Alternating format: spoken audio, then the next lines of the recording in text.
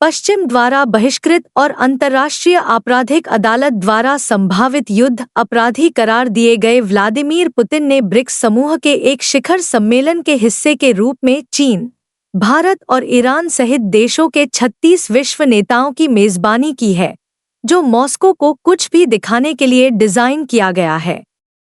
एकाकी शिखर सम्मेलन का एक मुख्य उद्देश्य डॉलर लेनदेन की संख्या को कम करने के तरीकों में तेजी लाना होगा और अपनी राजनीतिक इच्छा को लागू करने के लिए प्रतिबंधों के खतरे का उपयोग करने की अमेरिकी क्षमता को कम करना होगा।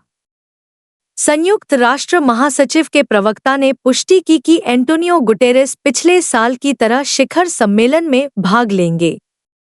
उनके फैसले ने यूक्रेनी विदेश मंत्रालय सहित पश्चिम में कई लोगों को नाराज कर दिया, क्योंकि अंतर्राष्ट्रीय आपराधिक अदालत ने बच्चों के अपहरण के मामले में मार्च 2023 में पुतिन की गिरफ्तारी के वारंट जारी किए थे।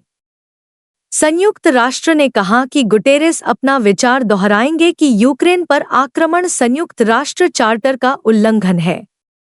मॉस्को ने कहा कि 36 देशों के प्रतिनिधि 3 दिवसीय बैठक में भाग ले रहे थे, जिससे फरवरी 2022 में यूक्रेन पर पूर्ण पैमाने पर आक्रमण का आदेश देने के बाद से यह पुतिन द्वारा आयोजित सबसे बड़ी अंतर्राष्ट्रीय सभा बन गई। रूस इस वर्ष समूह का अध्यक्ष है। चीनी राष्ट्रपति शी जिनपिंग ने कजान में पुतिन को अपने प्रिय मित्र के रूप में बधाई दी और दोनों देशों के बीच गहरी दोस्ती की प्रशंसा की। उन्होंने कहा, दुनिया एक सदी में अभूतपूर्व परिवर्तनों से गुजर रही है और अंतर्राष्ट्रीय स्थिति अराजक और आपस में जुड़ी हुई है। चीनी नेता ने कहा, चीन रूस संबंधों ने दोनों देशों के विकास, पुनरुद्धार और आधुनिकीकरण में मजबूत प्रेरणा डाली है। पुतिन ने कहा कि वह अधिक वैश्विक स्थिरता लाने के लिए चीन के साथ संबंध मजबूत करना चाहते हैं।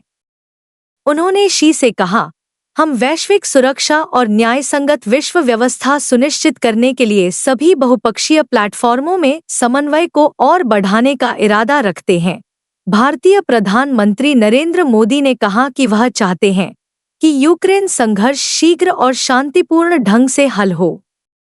मोदी ने बातचीत को प्रोत्साहित करने के प्रयास में अगस्त में कीव और जुलाई में मॉस्को का दौरा किया और दिल्ली को एक संभावित शांतिदूत के रूप में पेश किया, लेकिन तब से कुछ विकास नहीं हुआ है।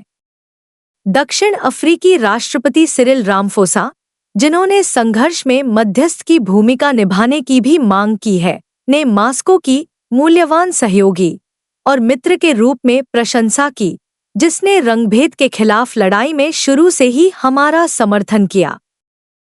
पुतिन ने मंगलवार को ब्रिक्स न्यू डेवलपमेंट बैंक के अध्यक्ष डिल्मा रूसेफ के साथ बात करते हुए कहा कि डॉलर या यूरो के बजाय स्थानीय मुद्राओं का उपयोग आज की दुनिया के संदर्भ में जहां तक संभव हो आर्थिक विकास को राजनीति से मुक्त रखने में मदद करता है। रूस का दावा है कि समूह अब वैश्विक बहुमत का प्रतिनिधित्व करता है, जो आने वाली नई वैश्विक व्यवस्था का एक महत्वपूर्ण तत्व बन सकता है।